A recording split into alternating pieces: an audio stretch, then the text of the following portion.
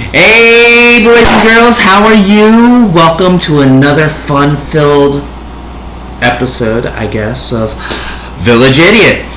I'm starting to think maybe this is actually more so Village Idiot Explains It All. Yeah, okay. Sure. Really. Anyway, this one is going to be a little bit more intricate because we're going to be comparing and contrasting different disciplines on certain things back and forth. Not to mention, I'm going to put in my own input and concepts and even a couple of memories because I believe you may want to get an understanding where I'm coming from, but also maybe you'll get an understanding where these disciplines are also coming from their own experiences, and how they do all tie together in some sort of way.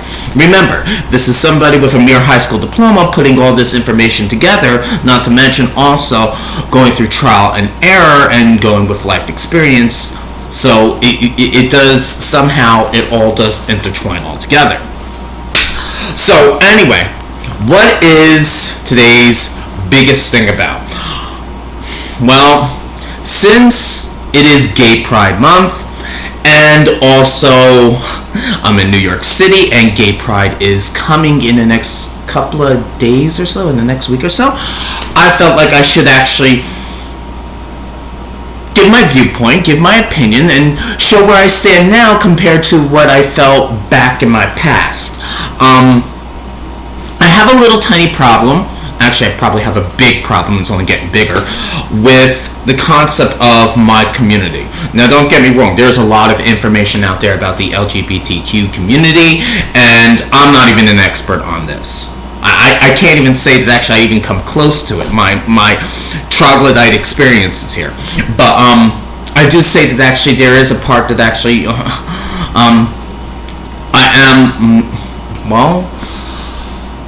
am a gay man, so somehow, some way, I am a part of it somehow, whether I like it or not. Yeah, a lot of ums. It shows that actually I'm really thinking about this, trying to pick out the right, words to express this. I don't want to come out all tangent and screaming and getting all mad. And don't get me wrong, I probably will get a little passionate here, because this is where I strongly feel now compared to back then. So let's get this started with something simple. Let's talk about, let's just say, the concept of pride in New York City. All right, something simple, something that everyone can relate to. Everyone has their sense of pride. All right, here we go, ladies and gentlemen. First of all, I like to let's go even smaller. Let's go with something that actually a lot of gay community members like to advertise. I've seen the pictures for it. Love is love, or it's just love. It's sweet in such a way. It's so simple, and you just want to embrace it. All right, here comes the problem now, or problems. Buckle up, people. Here we go. First of all, the love is love and the it's just love is just propaganda. Now, a lot of people will be like, how dare you say something like that? Or who are you to say that that's propaganda? Sweetheart, there are different variations and definitions of propaganda out there. Let alone, let's not even get into just symbolism alone. Let's just talk about it what it is. It's propaganda. And I have, with my mere Neanderthal experience, I'm starting to see this a little bit more so, and I'm just like, this is just propaganda hype that I believed back then when I was a teenager. When basically, I believed in that concept of coming out of the closet when you're a teenager and embracing your sexuality. I believed that hype. And what happened to me? Well, let's just say it was not a very happy and bright road. Probably why it is the way that I am today. And probably it's a lot more common with a lot more people out there. And we'll talk about my bad past experiences later. But I will point this one out. You come out of the closet at the same time as a I believe he was 15 or 16-year-old teenage boy in the same town, strangles an 8-year-old boy and dumps his body after sexually assaulting him in a cooler behind the woods, and let a big old scandal blow out of proportion and banned all door-to-door candy sales for all fucking children of all ages. Yeah, I was in the same damn town, out of the closet in Jackson, New Jersey, when it came to the Sam Manzi and Eddie Warner scandal. So this kind of does hit home to me just a little bit more so. But we're not going to get into that because that has nothing to do with what this issue is. Let's go back to the concept of now pride. First of all, the propaganda behind it. Let's pull out a little literature here. Now, I'm not saying this is the right and accurate literature, but this is to actually give you an idea of where I'm coming from, and basically maybe this will open your mind and maybe change your views and perspectives. Maybe not. Who knows? You know, you make your own choices there, or for some of us, your own ultimatums. Propaganda, a formation of man's attitudes. Now, this is a political science book. It's dated, but it does actually have some simple truths behind it. Here's one of them.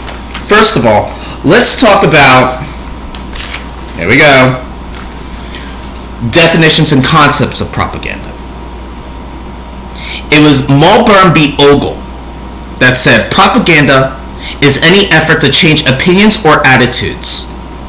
The propagandist is anyone who communicates his ideas with the intent of influencing his listener. Now remember, this can be in, let's just say, the sociological concept of a mesio, macro, and something else. Micro, mesio, macro. There we go. Yep, those scales. If you want me to explain that, just Google it. It's easier. What do I look like? With a peeky eye to you, do I look like Google? Hello. So here's another definition about propaganda. Propaganda is the expression of opinions or actions carried out deliberately by individuals or groups with a view to influencing opinions or actions of other individuals or groups for predetermined ends and through psychological manipulations. Whoa. Various definitions right there. I can't even say various. I mean, really. Hello, dumb idiot. Well, actually, maybe not. Village idiot, right? Remember, because I upgraded my name here. So here, this is I find interesting. Because when it comes to the concept of propaganda, and I want to give one more definition, but I don't know if I should, because we're getting the concept of what the propaganda idea is and what its many definitions is. Actually, here's another one. Propaganda is very frequently described as a manipulation for the purpose of changing ideas and opinions. Okay, now that I've said that, and you know, we could get even to more of a particular detail. Let me throw this one in. The people are not aware that someone is trying to influence them and do not feel that they are being pushed in a certain direction. Black propaganda is one thing. White propaganda is open and above board. These propaganda, one that admits propaganda is being made, its the source is known. It aims intentions to identify. The public knows that an attempt is being made to influence. So let's go back to the concept of pride. Let's just say New York Pride in New York City, and the parade and all the floats and all the advertisements and all the political and economic views of it. You're looking at that and you're just like, wow, it's entertaining. But you're being influenced, right? Follow me on this one. This is what Village Idiot's trying to actually show what he's learning, and what others should in tune learn as well if they can, or try to compare and contrast. We want to get an idea of where the Village Idiot's coming from, and why does he say it is education? Because it was what he lacked. Making sense now? Okay, let's go back and proceed. Now, let's hit this one. A Aside from all these sacrifices, man is not autonomically adjusted to living conditions imposed by him by modern society. Psychologists and sociologists are aware of the great problem of adjusting the normal man to a technological environment, to the increasing pace, the working hours, the noise, the crowded cities, the tempo of work, the housing shortage, and so on.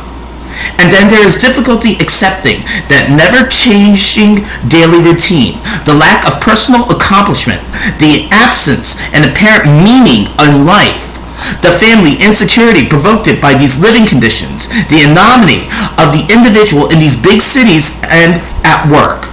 The individual is not equipped to face these disturbing, paralyzing, traumatic influences. Here, he needs a psychological aid. To endure such a life, he needs to be given motivations that will restore his equilibrium. One cannot leave modern man alone in a situation such like this. What can one do? So, let's take it one more step, and then I'm tossing the book to the side because this is just concepts here. This is just to get the pot boiling. It is proven, for example, that even in the case of film, those who approach it with the most favorable attitude were most influenced by it. Also, people who were more influenced by the propaganda of their own group are more prone to give it the expected response. Now, before I go more into this, Pride Parade again. You see the advertisements. Love is love. It's just love. You know, the simplicity embraces all. And you can't argue with simplicity because it's something that everyone can relate to and understand in their own way. But it gets more technical with various disciplines. And this is where I have to pick and choose and beg to differ and be like, you know what, I'd rather overthink it than underthink it. And these are just the elementary principles that are being taught. So, let's talk about it. Concept of pride and where I'm coming from with this. Now, first of all, as Wikipedia states in just its brief definition, it says that actually pride is a positive emotional response or attitude to something with an intimate connection to oneself due to its perceived value. Very simple, right? Okay. But there's a problem with pride in a sense because we always think, you know, pride, oh, happy, accomplishments and all this other floors, happy, optimistic bullshit. I'm sorry, I don't mean to piss on anyone's parade, but we're forgetting another thing. We're forgetting that pride has two connotations, a positive connotation and a negative connotation. And this is where I beg to differ. Now, when it comes to a negative connotation, pride refers to foolishness and the irrationality of corrupt sense of one's personal value, status, and accomplishments. Now, how's that for a fine how do you do? So can any person in the LGBTQ community alone say that actually they don't just suffer from or embrace one sense of pride, but they have to embrace both senses of pride, both connotations of pride, the positive and the negative? The more you know, right? So this is how I feel about it. When it came to me and embracing pride in oneself, yeah, back in the day when I was told back in my teenage years and believed in the hype, come out of the closet, be you, yada yada yada. Know how much shit I had to go through? And there was not a lot of support in that community to begin with. So instead of embracing the optimistic, the good view of pride, I had to embrace the foolish end of pride. And that really pisses me off. Because if they would have told us that back in school, back in high school, back even in middle school, we probably would have picked head to tail and be like, yeah, I guess maybe we should really rethink this concept. Anyway, So I do blame in such a way that actually a lack of education in just the LGBTQ community was one of the factors. But don't get me wrong, even those people in the LGBTQ community are having their own problems as well, fighting their own community and trying to get their own perception, not to mention their own ideology out there too. Not to mention the disciplines that they were schooled in, but then having their own life experiences and flipping the script. We'll get into this one more later. Now, this is the reason why I have a problem with this concept of the gay community. I was not told, but it was pushed out there to come out of the closet. Things will be better once you're you, or what you feel like you're you. I believed in the hype, and instead, I believed it, took on the consequences and the baggage, and me not being intellectually enough to describe it. I mean, we didn't even talk about human sexuality at that time. So that really bothers me. We didn't even have a human sexuality class, but we're going to talk about coming out of the closet at such a young age? I have a problem there. Sorry, gay community. I hope things have changed a little. Because for me, I'm a little angered and perturbed by this. And when I see people walking around that actually are a little bit more happy and optimistic, but let alone are at a lower economic status and don't even know what actually being gay is about, from not even their mere life experiences, I have a problem with that too. It's one thing I have to recognize that member. It's another thing that actually they don't recognize me. And I think that's bullshit. I am just as valid as any other fucking cocksucker.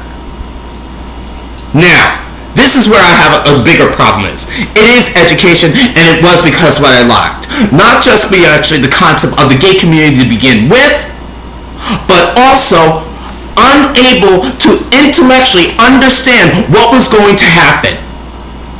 And by that, it was more than enough that actually I was going to be taken advantage of, whether I liked it, understood it, or not. This is where I get off on this. This is where I get peeved though. So let's pull me back because I'm getting a little amped here. Let's go back into the concept of the Pride rally and the Pride march and everything else. Now, this is just a side note. A lot of people believe, it's gay pride, yay! I believe the hype too. Kick me in the ass. Believe me, I had my times at the bars. I just had it. Take this concept. And, like I said, it's just a concept. It's not like it's true, but it is a good concept to think about. The more you know, right? Mr. Michael Foucault. And of all people, Foucault, hello, here is the gay intellectual elitist man that was a philosopher, let alone was deep and heavy into the S&M scene. Hello. Tell me that's not a double standard there. I'm just saying. The more we know, right? So let's go into one concept here that I do really have to say is really interesting about understanding festivals and rallies and everything else. But this is how I feel in such a way where it kind of plays into the Stonewall riots and how we view gay pride here today in New York City. Foucault states, in our time, the political religious meanings of festivals have been lost. Instead, we resort to alcohol or drugs as a way of contesting the social order. And we have thus created a kind of artificial madness. Basically, it is an imitation of madness. And it can be seen as an attempt to set society ablaze by creating the same state of madness. Well said. I wish I could say something like that, but this is me just taking recycled information and me being a poor mimic of that and saying this is what actually I had to embrace. It definitely makes it a little bit more trivial, don't you think? So when you're sitting at the Pride rally, or basically you're dancing along the streets, and you're having that drink at the Duplex, Stonewall, Monster, or anywhere else, take a minute and think of Foucault's analysis on artificial madness. Take a good, hard look at it. Have a swig of that beer, but then think about that one for a second. Yeah. And then basically I'm the one that's been acting like the fool, right? Ridiculous. So, I'm sorry, I gotta take a minute here because this is a lot of information. Now that's just those books, philosophy and a little bit of propaganda, which is political science. Those are just outlets. I haven't even touched on some of the other information I pulled out. I just felt like that was more than enough of hearing that information. This is just to get the idea of where I'm coming from, how I view it, and how others may view it too and go, I don't know. Is it really propaganda? Love is love? I'm sorry. I love my community, but I love me more. And the reason why I say it like that, sorry, Sex and the City viewers, I had to steal that line away. The reason why I say it like that, because I had to learn through trial and error. I didn't have human sexuality classes. I didn't have sexology. I didn't have sociology. I didn't have psychology. I didn't have abnormal psychology. I didn't have these things. It was because of the lack of education I got so screwed up to begin with. And I'm not supposed to be feeling heated and passionate now that I'm reading about this?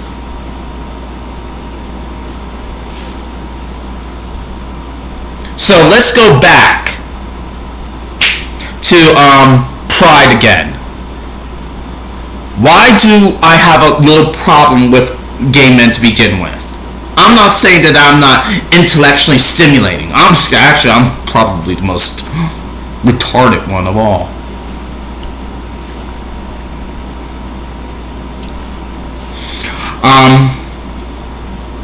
When I first came to New York City, I was not the brightest individual. I had my own YouTube show, Twitter account, and all that other fun stuff.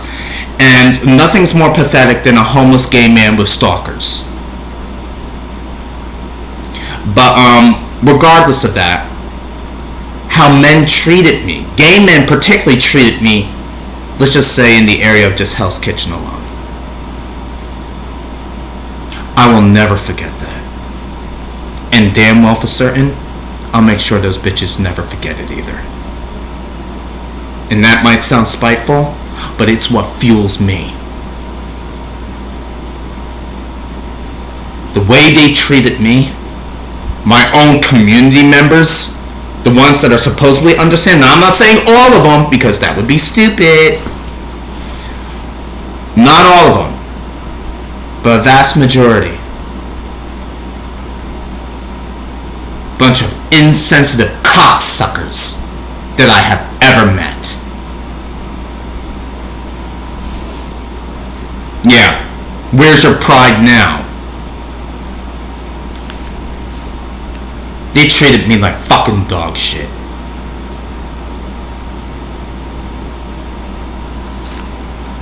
Now I thought, you know what, your own community is supposed to understand you, and then you find out that actually, you know what, your community doesn't want to fucking give a flying fuck about you unless there's some commonality in such a manner besides of sucking dick.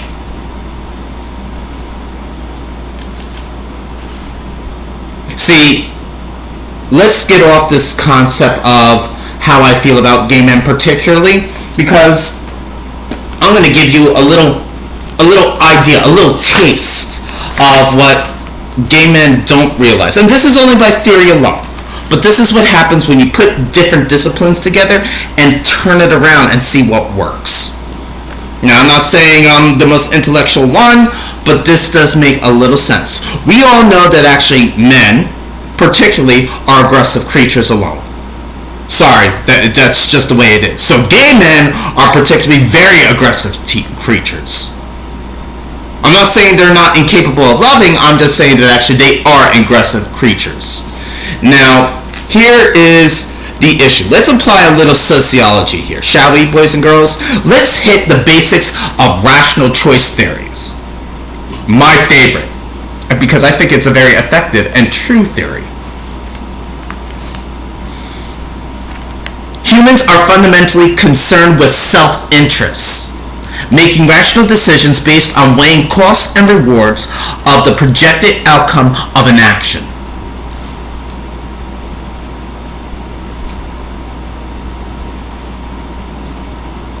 Every interaction involves an exchange of something valued. People stay in relationships because they get something from the exchange, and they leave relationships that have more costs than benefits for them. In a nutshell, human beings are mostly, not all, mostly self-centered, and self-interest drives their behavior. Now, let's take that concept of rational choice theory, that sociology concept, and apply it with the concept of pride. Gay men are, it's like literally beaten into them, are supposed to take pride in their sexuality, at least when it comes to majority of them. They're supposed to be concerned, or supposed to be called these sexual revolutionaries. Correct? Yeah. Hold on there, sweetheart. Let me give you a little my reality check. I'm not saying I'm absolutely right about this, and I hope someone proves me wrong about this as well. And this may piss off a lot of people, but I'm tired of fucking people pissing on my parade. Here we go. Gay men take pride in their sexuality, but let alone with rational choice theory applied, they only have, most of them, self-centered interests. It's all about them. And they will only get into a relationship only if it benefits them. So, when it comes to pride and being that sexual revolutionary, it's all motivated by their own self-conceived interest. Correct? Are you following me down this rabbit hole? Now, let's add a little psychology to this. Not found in the DSM-4 or 5, it's called emotional isolation. Here comes the bigger kick, boys and girls. You're gonna love this. Emotional isolation. Emotional isolation is a state of isolation where one may have a well-functioning social network, but still feels emotionally separate from others. Population-based research indicates that 1 of 5 middle-aged and elder men in Sweden are emotionally isolated. That's Sweden. Can you imagine America?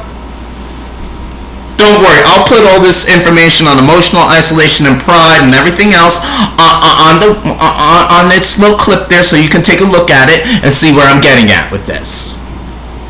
But now let's do what I love. Let's put the three together. Emotional isolation, rational choice theory, and then pride. So, let's just take to the concept of sex. Is it safe to say, if we look at all three together and do a nice little mix of it, that the self-interest, self-centered, son of a bitch cocksucker that's too much into himself will only fuck someone that only serves his purpose and no one else's, but on the other hand has a great social network of friends, but still is emotionally isolated from everyone else, holding his true feelings inside because he doesn't want anybody to see that he's full of shit? Now tell me that don't sound fucking half-ass. That's enough to make anyone pissed off.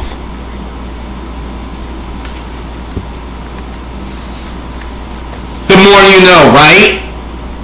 But that's just theory. A aggressive creatures, self-centeredness, taking pride in their sexuality. I mean, that's as close to saying, are men, gay men particularly, emotionally isolated before, during, and after sex? Let's not even get into communication alone here, folks, because I could be going about this for hours. Yeah, they don't teach you that in high school now, do we?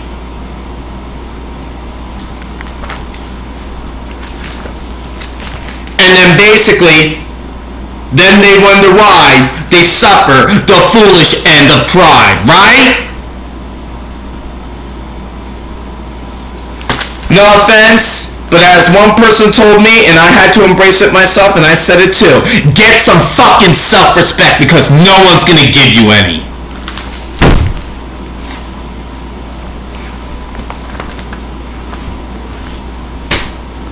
Now that we're done with that, and I know that came out really angry and wrong, but I could be so much flustered and worse about this. I really can. Do you know what it is to go through life being so ignorant and believing that hype, believing that propaganda, believing how men should be, and then be used for that long and find this out now?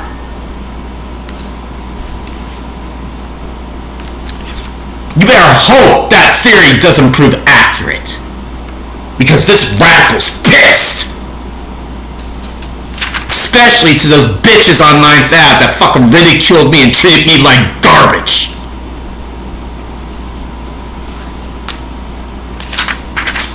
Now, let's take it back and let me pull back that self-righteous, justified anger. I love my community, but I love me more. Let's get into the concepts of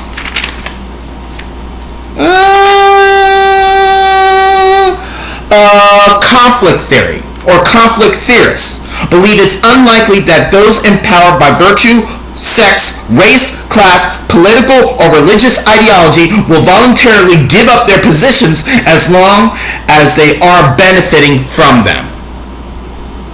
Go figure, right? That's a whole lot of people not giving it up unless they're benefiting from it. Conflict theorists view gender relationships through the lens of power. Men are the haves, controlling the majority of power positions and most wealth, and women are the have-nots. What? Bitches? Whatever. By keeping women subordinate roles, males control the means of production and protect their privileged status. Now imagine how it is with two gay men. It's like a big mindfuck game. Who's fucking over who? Ridiculous. Social relationships and practices that proven successful in the survival of group are likely to continue and be reinforced by society's norms, laws, and religious beliefs. And with that structural functional perspective, each sex has a role to play in the interdependent groups and the institutions of society.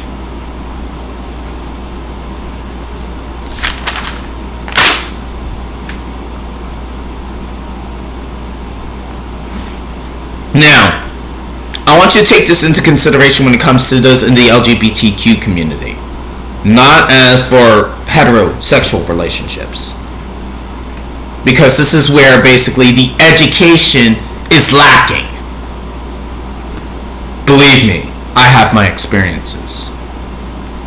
Power differences in the meso and macro levels of social systems also contributing to power differentials and vulnerability of women in micro level settings. In addition, women have fewer options when considering whether to leave an abusive relationship.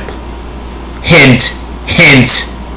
Now imagine those that actually it's the man-boy relationship.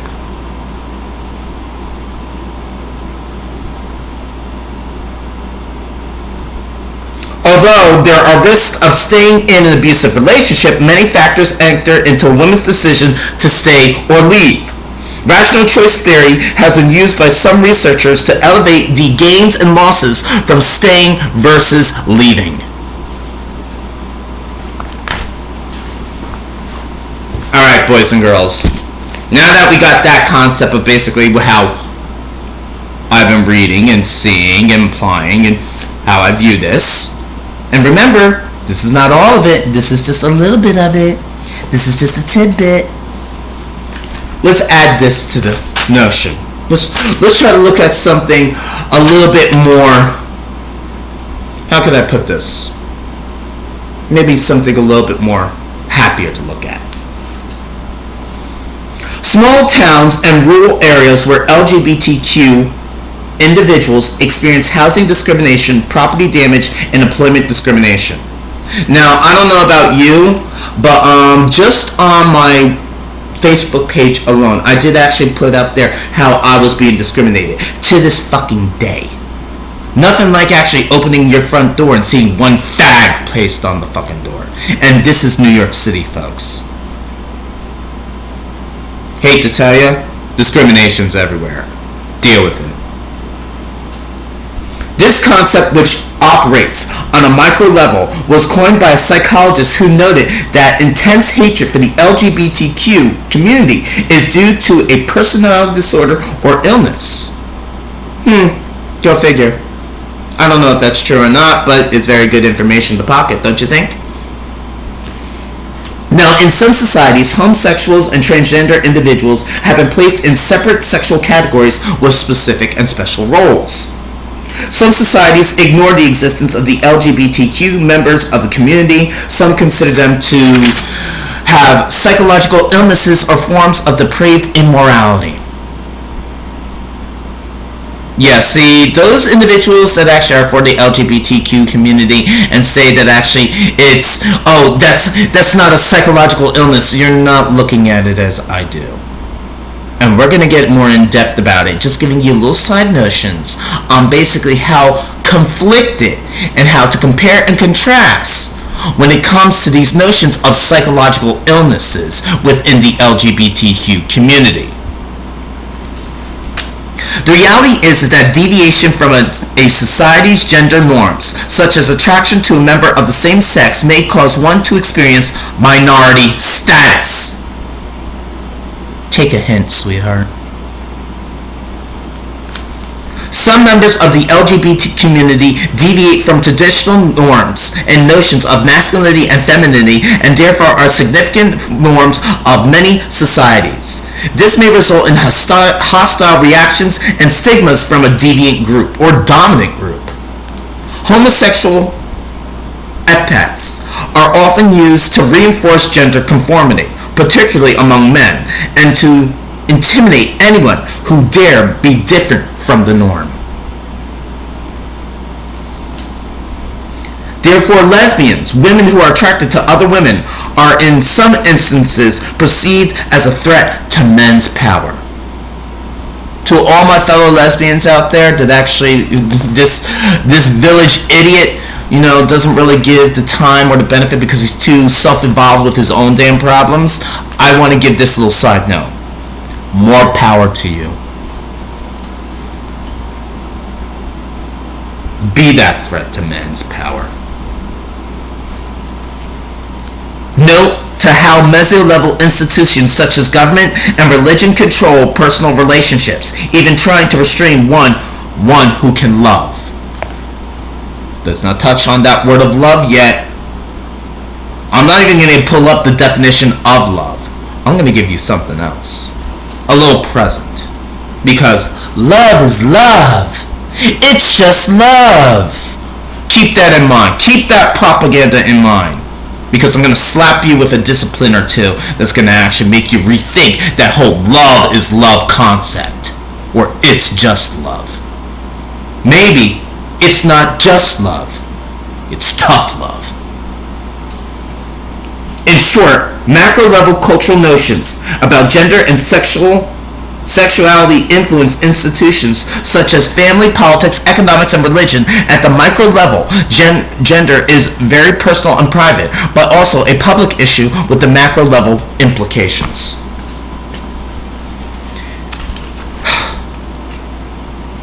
That's some information about the gay community in sense in which, it would have been nice that actually high schoolers would know this if actually the community is going to push that issue, come out of the closet at an early age.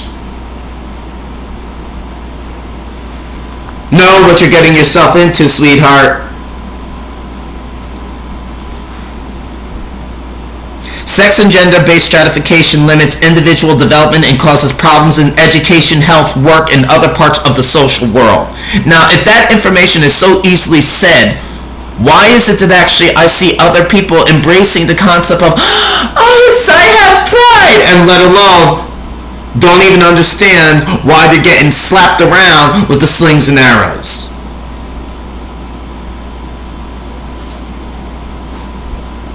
Hello? Now, this is something that actually I wish more psychologists, sociopsychologists, and maybe even a couple sociologists can actually embrace a little bit and look and do a study more so into high school individuals of rural and suburban and maybe even city environments, if it can happen. Now, when it comes to rigid gender stereotypes, can be very constraining. Feature on leadership and gender.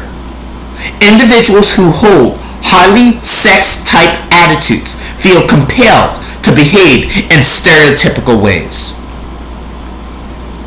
Man, if they would have told me that back in high school, maybe I would have rethought that process of opening my big fucking mouth. Of course, that's information of the higher education and not the lower education, right?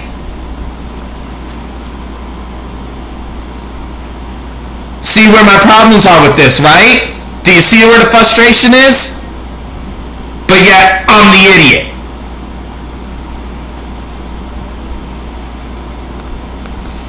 You know what? Let's take a breath. This is very mean-spirited. But this is self-justified anger. And it can't be that argumentative. It can't be understood. Now imagine other countries that let's just say fucking being gay is a crime. If I'm experiencing these problems in America, I can only imagine me coming out in another fucking country. I'd be dead. So I have to weigh out my options here for being so freely to speak out about it. But for those individuals that are saying, let's come to America, let's come and be free, we be free. You think so? It's a lot more complex than that.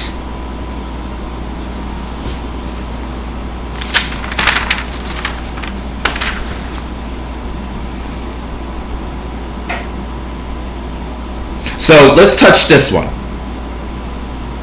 The role of expectations that males should appear tough, objective, ambitious, unsentimental, and unemotional traits that require men to assume great responsibility and suppress their feelings. And where did we find this at? Where is this information located at? In our lovely sociology book. That's one discipline. Hold on. We're not finished yet. Now, let's rewind a bit. Let's talk about love. Remember, everyone buys into the hype of love. Now, don't get me wrong. If everyone could obtain love, believe me, you know what? It'd be so easy, everyone would have it, and to be frankly honest, it wouldn't be that great. Because everyone would have it. I guess that's, in retrospect, that's what it is and what makes it great. That's the reason why we fight for it. And we'll get more into the concept of fighting for it in a minute. But, this is found, social psychology, another discipline. So we're going to be comparing and contrasting disciplines now. So even at its small little elementary principles, now you see where basically they're conflicting. Hear me out here, sweethearts. On page 452, social relations. What is love? Now this was said by Paul Webster. Love is nature's way of giving a reason to be living. Alright. Loving is more complex than liking and thus more difficult to measure and more perplexing to study. People yearn for it. People live for it. People will die for it.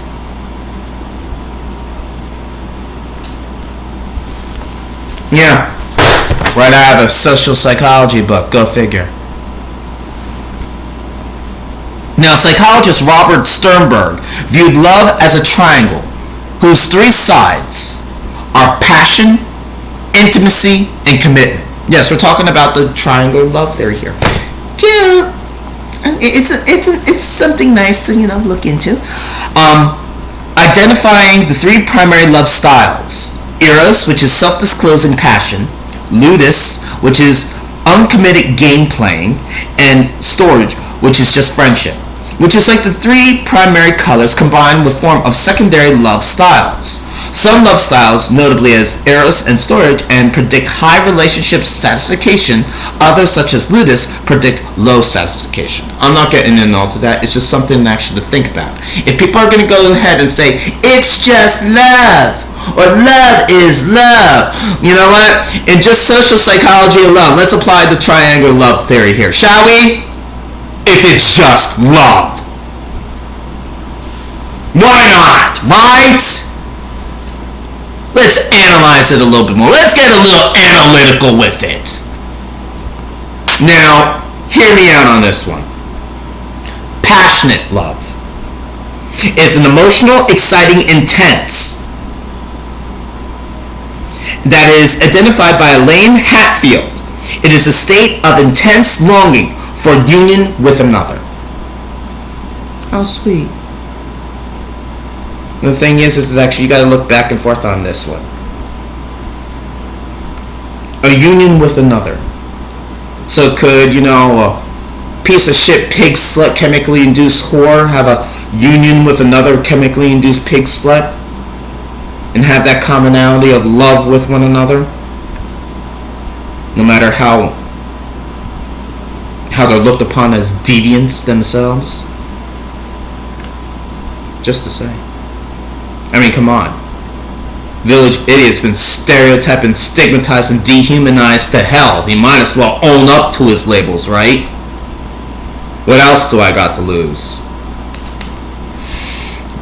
So, when we are never so defenseless against suffering, and this was by Freud, we are never so defenseless against suffering as when we are in love.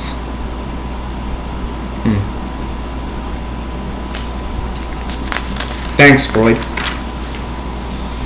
Sarah Myers and Ellen Bearchick, or Cherbich, or whatever, noted that we understand someone who says, I love you, but I'm not in love with you.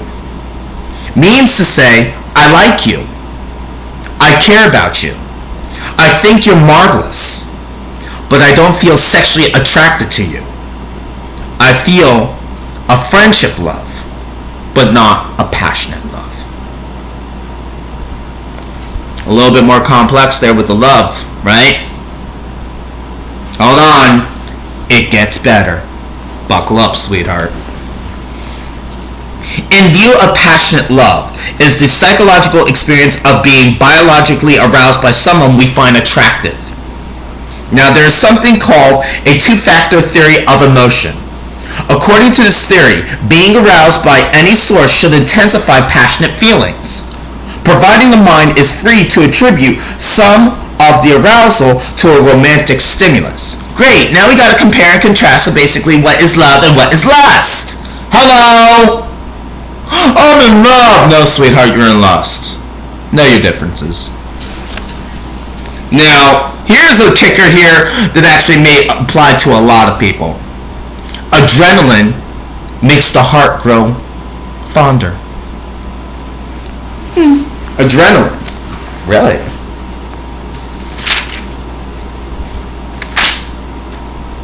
Good to know.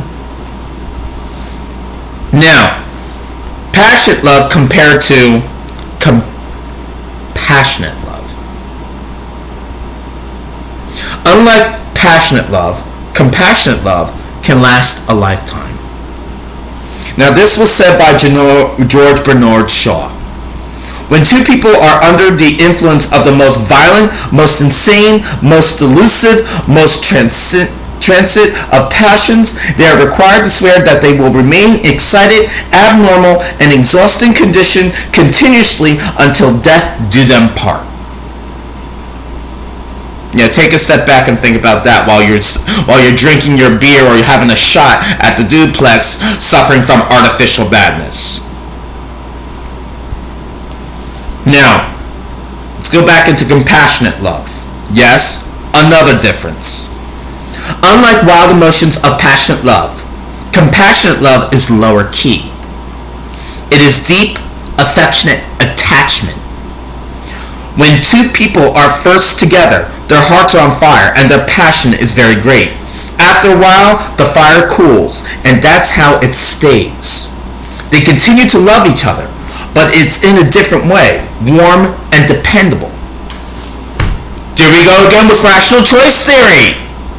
It's all about the self-centeredness, and the only reason why they would actually be in that relationship if it was only benefiting them.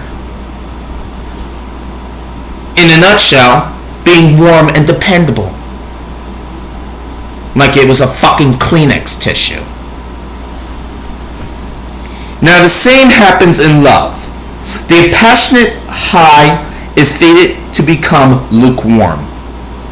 The no longer romantic relationship becomes taken for granted until it ends. The cooling of passionate love over time and the growing importance of other factors such as shared values can be seen in feelings of those who encounter arranged versus love-based marriages. Let's not even talk about the different kinds of relationships that are out there. I mean, you got your asexual, you got your long distance, you got your polyamorous, you got your polygamy, you got your Endogamy, if I said that correctly, your serial monogamy, your classic monogamy. You got your all different various relationships, and that's just romantic relationships in a nutshell. I mean, hell, most people don't even know what an asexual relationship is.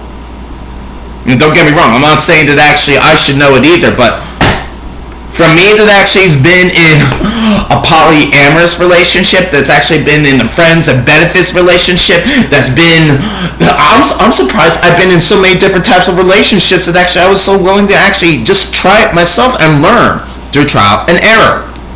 At least now I can put a label on it.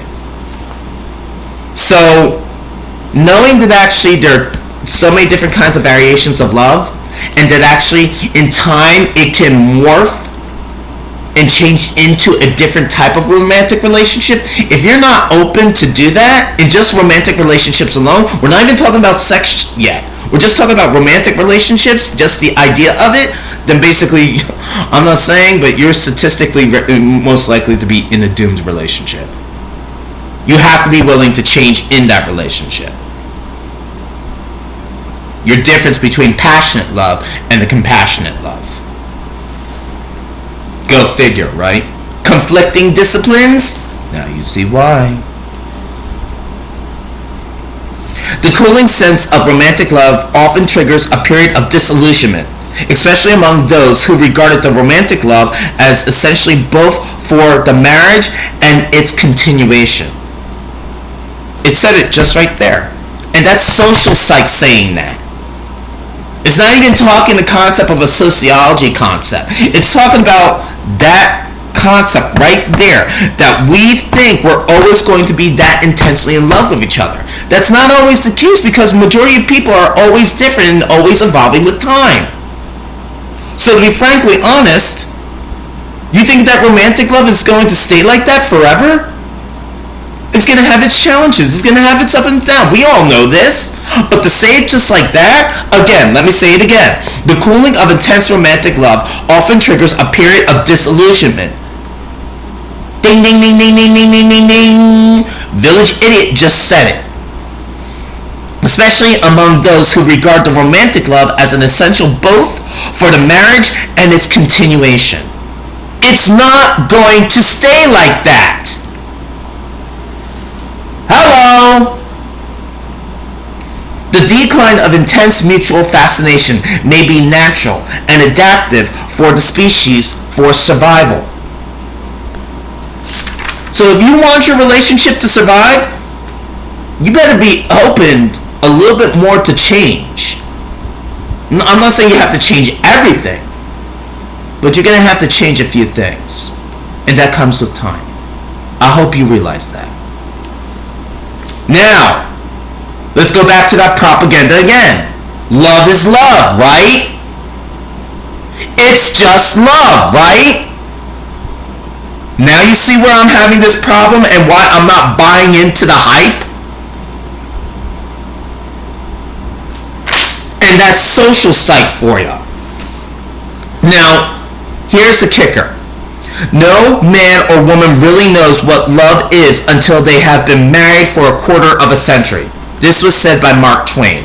If the relationship has been intimate and mutually rewarding, companionate love rooted in rich history of shared experiences deepens.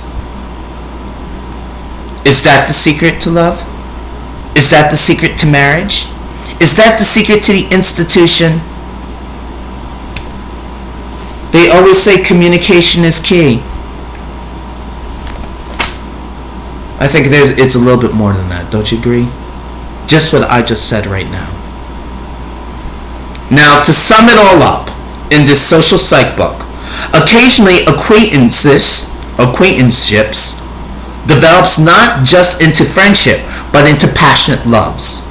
Such love is often bewildered, confusing, of an ecstasy of anxiety, elevation, and pain.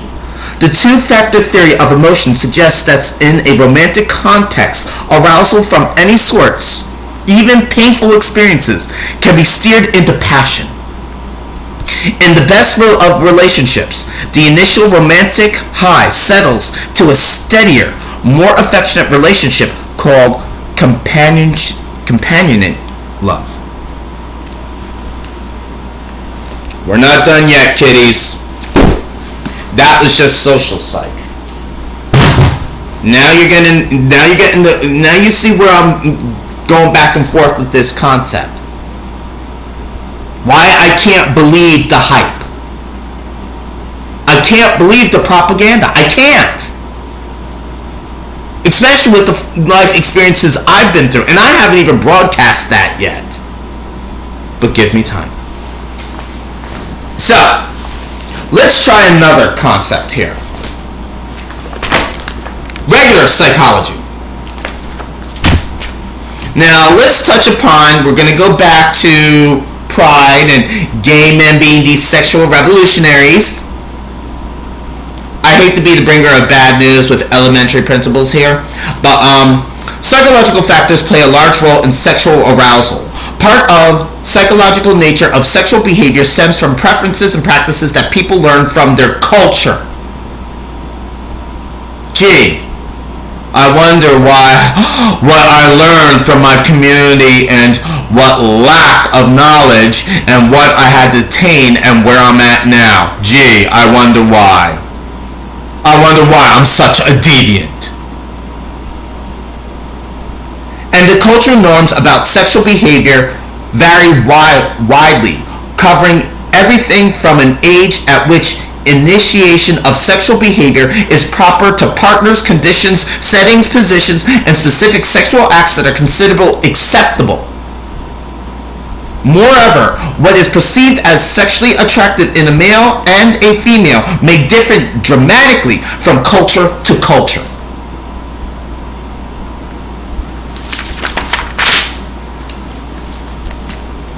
Hold on, we're not done yet, ladies and gentlemen. Now, we all heard about Kinsey. Kinsey and his associates estimated that 4% of the male participants had nothing but homosexual relations throughout life, and 2 to 3% of female participants had been in mostly or exclusive lesbian relationships. Gay and lesbian rights groups, however, claimed that about 10 of the U.S. population is predominantly homosexual. Now, this is a dated book, but this is good information to look back on and see where we came from as people. Lawman and others back in 1994.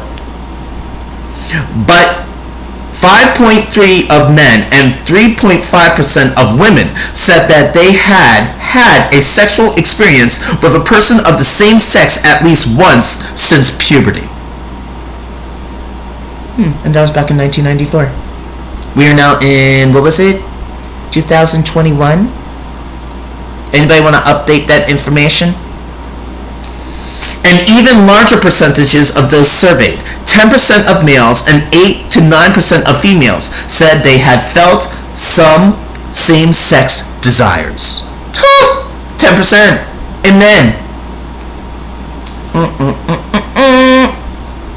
Notably, all estimates suggest that homosexuality is twice as prevalent in males as in females.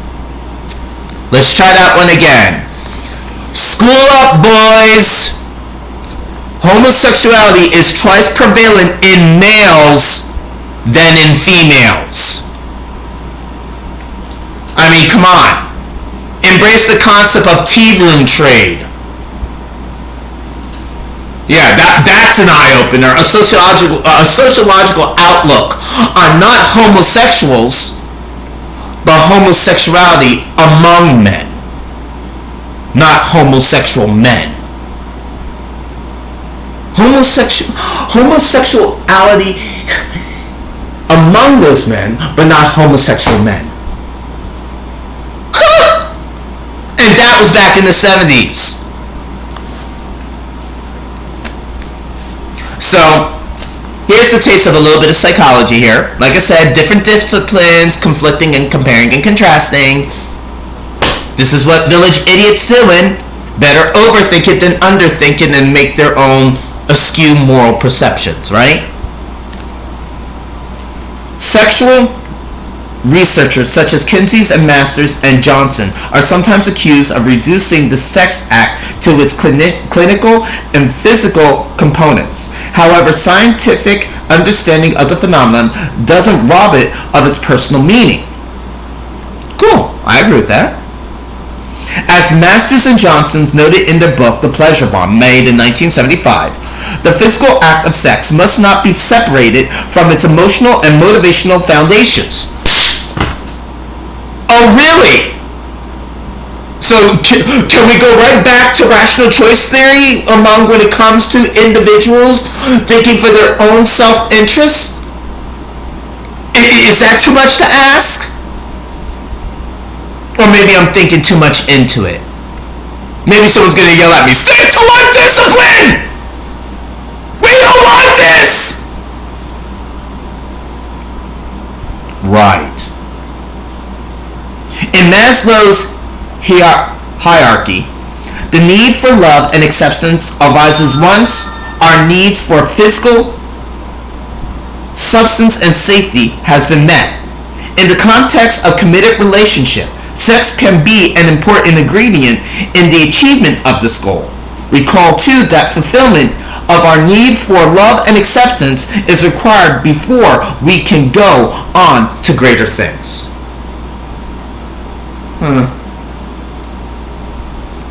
Right. Sorry, no offense. The concept of love and acceptance. We're all looking for love and acceptance. Reading shit like this, reading the different disciplines, putting the things together, yeah. And then they wonder why there's corruption and chaos and people have such conflicted values. The more you know, right? Now let's go on to another one. This is another thing that bothers me about my community. Now, I told you we were going to go back to Mental illness. We're going to compare and contrast back then to now, just in this little momentations here. Now, hear me out. Before I go ahead and do this, I'm going to show you a little something with Foucault. Foucault said, when one consults European documents up to the beginning of the 19th century, sexual practices such as masturbation, homosexuality, and nymphomania are not at all treated as belonging to the domain of psychiatry. Interesting to know. Thank you, Mr. Foucault. That's philosophy right there, right? He was a philosopher. Am I right? Am I right? Am I right? Remember, village idiot here. What would I know? Should I actually put more information out there? This is just to make people think where I'm coming from and say, you know what? He makes a good damn point. Or maybe he doesn't. But we're all entitled to feel what we feel and be able to voice our opinions. The problem is every time I voice my opinion, I get screwed over. So, let's try this one. When we talk about sexuality, when we talk about pride, when we talk about all this information on embrace your sexuality and bottoming 101 and those within the S&M community, no offense boys, I'm not downing you. I'm just saying the information that's out there that's not in your best interest. It wasn't in mine. And I'm still fighting those stigmas and labels to this day. I love my community, but I love me more. Now this is where I'm going to have to give a little schooling to those individuals. First of all, it's about education, right? So, why is it when it comes to talking about mental illness within the gay community? Now, we're not just talking about back in the day of the DSM-3 and the DSM-4 when there was transsexualism or gay men were deemed as being mentally unfit, and now these days they're not. That's beside the point. I mean, not once to say that actually these aren't cumbered and that there aren't other diagnoses that actually intertwine with this. You know, you got your post-traumatic stress, you got your personality disorders, you got a whole range of different mental illnesses out there. But this is where I have a problem with psychology as well. A lot of excuses and a lot of people pointing the fingers, but remember, it's all about the individual. You really have to know a sense of self, where you are at that timing, not to mention also your education level does come to apply. And if you don't know the education behind it, you're going to screw yourself. Believe me, I know that from personal experience. Because I didn't know, I got screwed. Many times. So let me tell you this. A new vocabulary word that basically I even actually look at members of my LGBTQ community are still considered to this day. They talk about sexual disorders or sexual dysfunctions. Yes, there are such things, which is seen at the DSM. DSM-4, text revision, and 5, the most recent.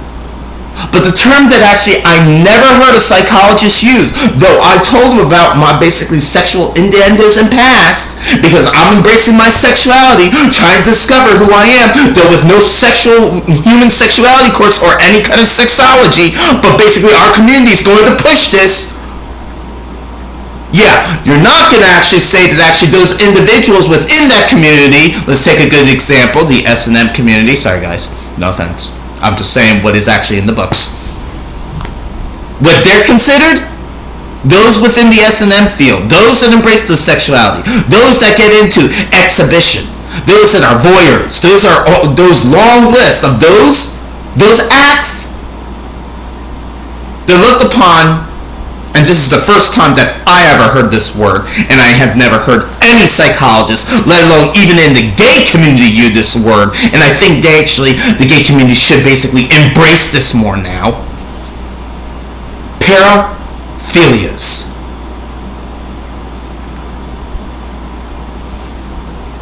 I mean, I'm still waiting for the porno that's called Paraphilias. Good concept there.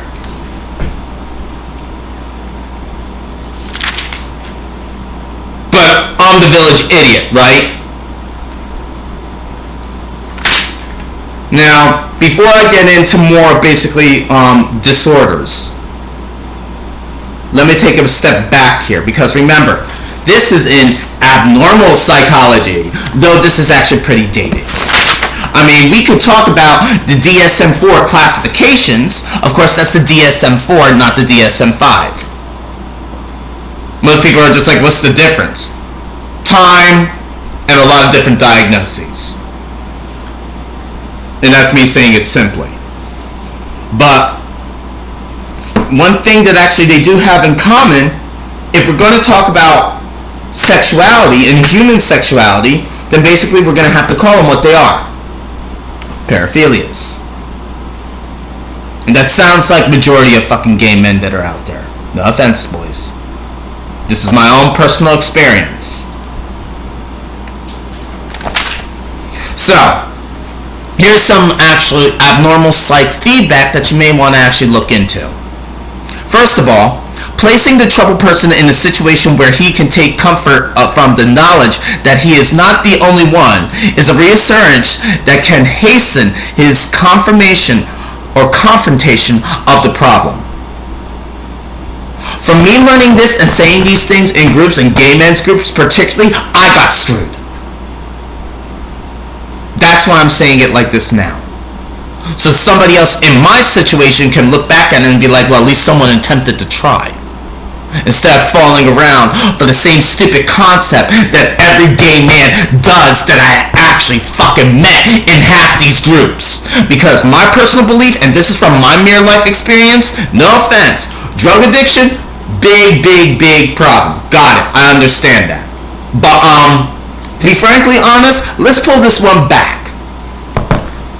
Gay community embraces that actually sex is what it is, and they are these sexual revolutionaries. Let alone, we're not schooling them on human sexuality or sexology or anything else down the road at the high school level. But you're going to tell them to come out of the closet at an early age. Embrace it! Bullshit. But then, going into a group, and then hear people cry about, they were raped, they were attacked, they were beaten, they were screwed over by their own community members. And I'm listening to these stories and I was just like, what's all the commonality? It's drug addiction! No, sweetheart, you're missing the bigger point here. The drug addiction is not really the root here. The big root here is what you were led to believe and what you thought that actually you were doing right for. See, the problem with my community, and I believe this to be true from my experience, is that the LGBTQ community would rather blame it on a fucking drug addiction than ever admit the truth that what it really is. And for gay men, this is particularly the reason why. The truth is, it is not about drugs. It may insinuate it, but it's not about drugs. It's what they take their pride in. It's sex. That's the problem. Maybe they should fucking embrace the foolish side of pride for once. Now, let's go back to the abnormal psychology of a behavioral perspective. First of all, earliest sexual experiences, particularly masturbation, are paired with unconventional stimulus, which then becomes the discriminated stimulus for arousal. Go figure, right?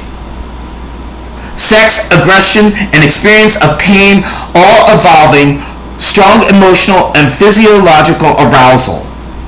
Now, here's to clue in those of the S&M community, those that actually may know that they don't know. Because remember, there's also types of different socioeconomic levels, right? Who we can get one over on. Remember, it's all about mind fucking. God forbid we had to apply some game theory into it, right? Hint, hint, my favorite, prisoner's dilemma. Two rational minds beating it into each other until there's only four possible outcomes. Now, here's to the boys of the S&M community. Now, some may know, some may not know. A little food for thought. That the sadists and the masochistics are simply persons who never learn to discriminate among the various types of arousal. Oh, really? Is that what it is? Anybody of the S&M community want to actually debate and go about that a different way and say that's in the wrong? Go for it. I give you permission. Take that and run with it. Now, the goal to change the patient's sexual arousal patterns, beliefs, and behavior has to do with the treatment begins to the step of bringing deviant sexual behavior under a temporary control. Temporary. Which means it's just going to be temporary. It's not going to last. Get that through your fucking head. Especially if you embrace the LGBTQ community. Woo! So, now let's take a look at the cognitive perspective. With a sex drive, the way that a drive is expressed depends on the attitudes we develop in childhood. Gee, I wonder why I turned the way that I did, and then basically said it's education, because it was what I lacked. So, let's talk about combating deviant beliefs. The procedure is to identify the deviation-supporting beliefs, challenge them, and then replace them with more adaptive beliefs. Oh, really? So if we would have schooled our people already on this information, would there have been more of a minuscule percentage of fucking goddamn cocksucking people that didn't know what the hell they were talking about? Maybe they would have been a little bit more apprehensive about obtaining certain morals and judgments. To be frankly honest, for those that are a little pissed off at the community, to those men that can't stand men, and believe me, I've met a couple of people that said I really just have it out for gay men because they treated me like dog shit for my whole entire life. I'm actually talked to one individual that said he hadn't had sex for 13 years. He's looking for love, but he can't stand whores. But let alone, I was just like, hate to tell you, buddy, but all gay men are whores. Some more than others. It's just a trademark. This is what happens when we have to embrace the concept of sexual revolutionaries. Now, don't get me wrong, it doesn't mean that actually there aren't guys out there that actually don't know how to keep it in their pants. But to tell me that actually you're going to keep it in your pants, you might as well just become a priest and stay that way. And be celibate. But for those individuals that are looking for a word to describe your unhappiness with one's own gender, this is the beautiful thing about abnormal psychology and putting the disciplines together, comparing and contrasting. You need a word, but you don't have the right diagnosis, but you don't really want to say it. Again, if you have unhappiness with one's gender as much as I do, check under gender identity disorders. Now, we're touching upon those that actually are found as switching from one gender to another. That's not what I'm hinting at. This is a little different. For ones that have unhappiness with one's own gender, it's called gender dysphoria. Now, those that actually switch from one gender to another probably have an understanding of this. So to those individuals that say, I can't stand my own gender, yeah, gender dysphoria, look it up. It's rather interesting. Very interesting, to be frank.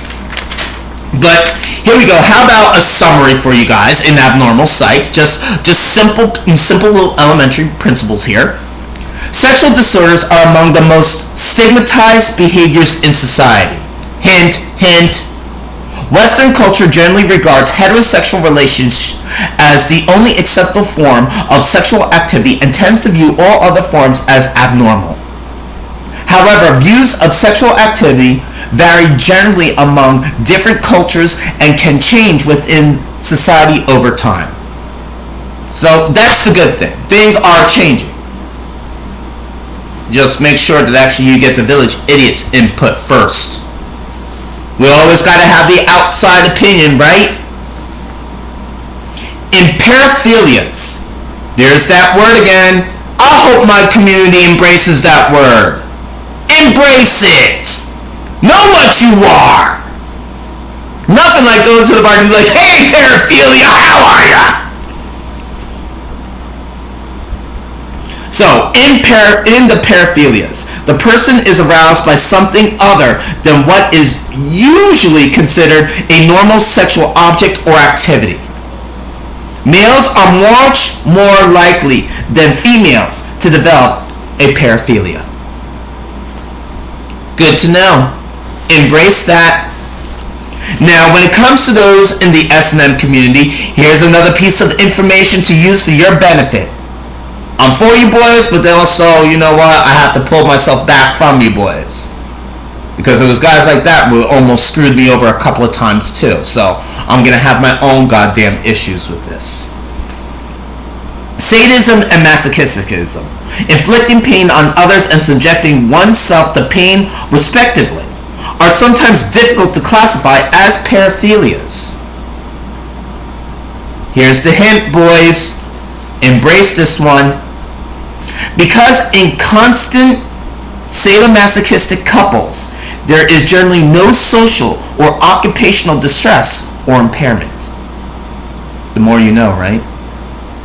I hope that helps out a couple of people who didn't know that. That was a piece of information in Abnormal Psych. Now, we went through all that information. I feel like that actually, here's another issue that actually I found along the way. Here is my favorite. I think everyone should have it. If you got a Holy Bible in your household and you read the Bible and Scripture and all that fun stuff, then basically you should have the other Bible too, a DSM. Now, this is the DSM-5. Good information to have. I'm going to get myself a DSM-4 too because I like to compare and contrast. Because this is New York City, some hospitals still use the DSM-4 and not the DSM-5, though rules and regulations in just courtroom systems say they're supposed to use the most recent DSM. Go figure. The more you know, right? So let's hit another one that actually I find that's very, very, very stimulating to know. And we're going to touch, we got sexual dysfunctions and gender dysphoria. Remember I said that, gender dysphoria. You may want to take a look at that, but you know what, I'm going to leave that up to you. You can compare and contrast gender dysphoria back then in DSM-4, DSM-4 text revision, and DSM-5. And let's try something that actually may be interesting. I know it's in here somewhere. I had it pulled out here particularly. Here we go. Beautiful. For those in the S&M community that actually those that know, those that do not know, a little side note. And this is for my boys over in the LGBT community that feel like they're kind of being pulled back and pushed away a little bit, because I even saw this a little tiny bit. I'm not saying there is not a vast majority, but there is a bigger majority than just that little community itself. In such a micro to a mesio level to a macro level. When it comes to those in just the United States alone, because remember the DSM is recognized in the just United States, gay men take pride in themselves and their sexuality, as we stated beforehand. We see gay men walking around in their leather chaps and in bondage and everything else, embracing their sexuality and what they do behind closed doors. That's cute. Go ahead, embrace it. I don't care. I've done far worse. I know that. I've said far worse. I know that. But this is a piece of information that actually I hope some do apply, that maybe one or two be like, wow, I didn't even realize this. Back in the DSM 3, 4, and I think 4 text revision, if I'm correct, there was a disorder that was called sadistic personality disorder and masochistic personality disorder. That was back then, saying those members of the LGBTQ community are are still deemed as abnormal, even though their community doesn't see them as abnormal. Does anybody get this? The American Psychiatry Association, the American Psychiatry Association still deems those individuals of that small community compared to a bigger community as still as abnormal to this day. Does that make sense? Is that the reason why the community kind of feels like they're pushing them away a little bit more and more?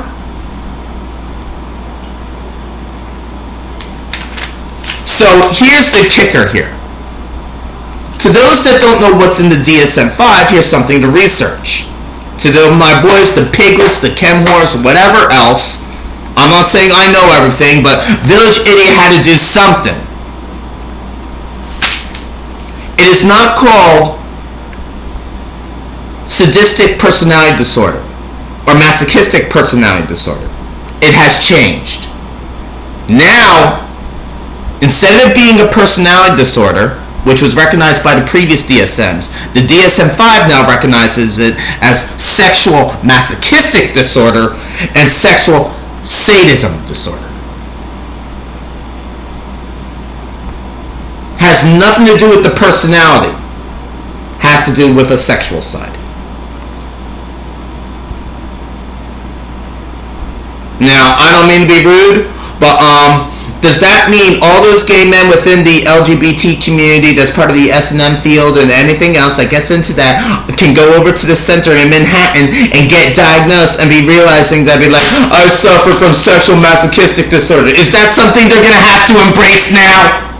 Is that taking pride? That's enough to piss anyone off. Another diagnosis to be dehumanized, to be labeled, to be stigmatized. Do you see where basically I'm even angered by this?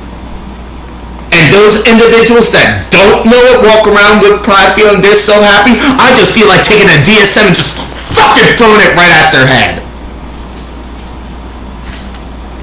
Maybe my sadistic side is coming out. Who knows? So, let's touch a little bit on sexual masochistic disorder, shall we? In the DSM-5, page 694, if looking for it.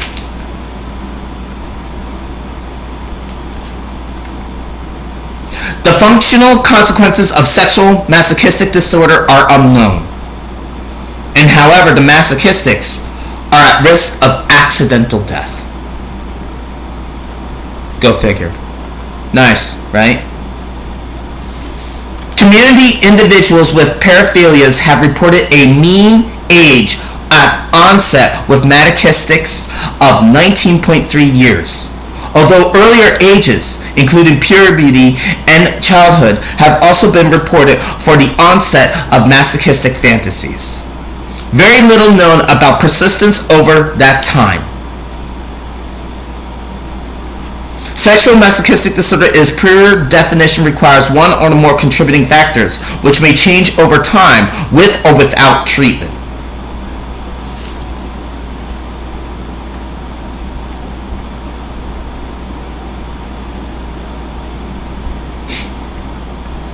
Just that little bit of information makes you want to go, who do I slap first? Now, known comorbidities with sexual masochistic disorder are largely based on individuals in treatment. So these are about the individuals that are in treatment, not the ones that aren't in treatment, which is a vast more majority. More food for thought. Disorders that occur with sexual masochistic disorder typically include other paraphilic disorders. So there's a combination of other disorders as well, not just one. This is the reason why those individuals are still deemed mentally ill and unfit. But yet, they're embracing pride! Does this make any sense? Now let's try another one. Sexual sadism disorder.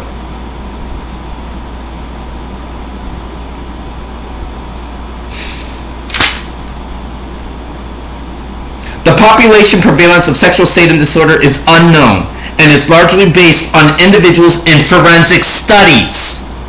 Again, the reason why this is not pushed is because not a lot of men are chalking up to it. It's not being diagnosed. It's not being treated. This is the reason why I say the LGBT community is a little responsible for this. Because they would rather say those men, those individuals, would rather blame it on a drug addiction than ever admit the truth to themselves that it's sex. This is my problem with this.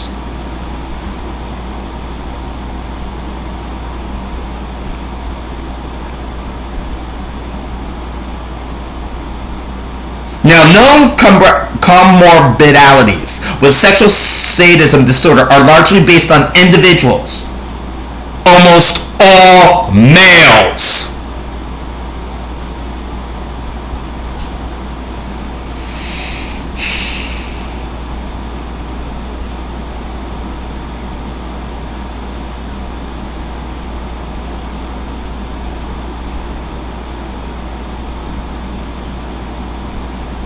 Among individuals who committed sexually motivated homicides, rates of sexual sadism disorder range from 37% to 75%.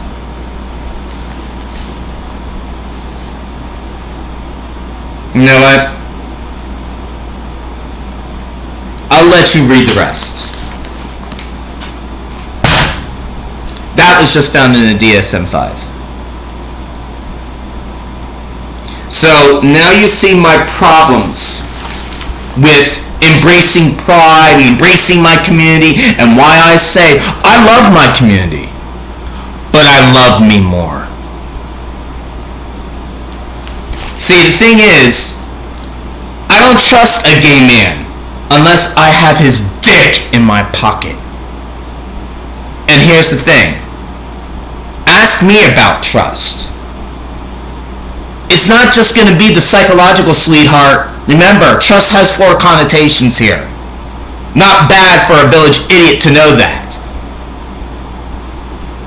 There's the sociological, the philosophical, and even the economics. So, when somebody comes towards me and be like, you need to give me trust. I don't need to give you shit. Because you don't even understand what trust is. Let alone its 4 connotations behind it. So, to end this video of angry justification and whatever else, emotional distress, we say that the fool was, in sense, the institutionalization of the speech of madness, without any relation to morality and politics, and moreover, under the cover of irresponsibility, he told in a symbolic form the truth that ordinary men could not state. Embrace that any which way you can, because I'm definitely embracing that as my matter of principle for the community. Now, you may not see me, or you may see me at Pride. Who knows? I might be invited to a couple of fucking orgies as well. But to be frankly honest, this was another good essential focal point. Remember, the man was into S&M himself. The elitist that he was. We say that the fool was, in sense, the institutionalization of the speech of madness, without any relation to morality and politics, and moreover, under the cover of irresponsibility, be told in a symbolic form the truth that ordinary men could not state. Not bad for a village idiot now. So, here is a quote that I don't think I'll ever forget and I don't think I'll ever let go. Please take this any way you can, make it work for you. That's what this information and saying this is all about. This is not just about me getting off. This is about actually letting people like you understand where this is coming from, but making sure shit like this doesn't happen again. If not, if it does, a better approach to go about it. See, Village Idiot says it's education. Why? Because it was what he lacked. Now, I don't know anybody that would say it like that, nor any gay man that I know. But the thing is, take this quote, and be frankly, I think Ethel Merman said it best. Go fuck yourself with it. To those individuals that look down at me, that treated me like garbage. I have seen the truth, and it doesn't make sense. That quote was made by somebody unknown. How's that for emotionalism, boys and girls? So I hope you enjoyed the video. I hope you get something out of this. I know I sure have. And I hope you understand where I'm coming from with this. We all have our reasons and our valid points and our skewed perceptions on community and society with what little bit we know through life experiences. But it doesn't mean we can't school ourselves and see the pretentiousness of other individuals who think they know better. I hope someone gets out of this that didn't know. So, Village Idiot says, Happy Pride. Enjoy the artificial madness. But if anything, before you take that next line of coke or take that next shot, just think of basically what a tool you are to your community at large. Happy Pride.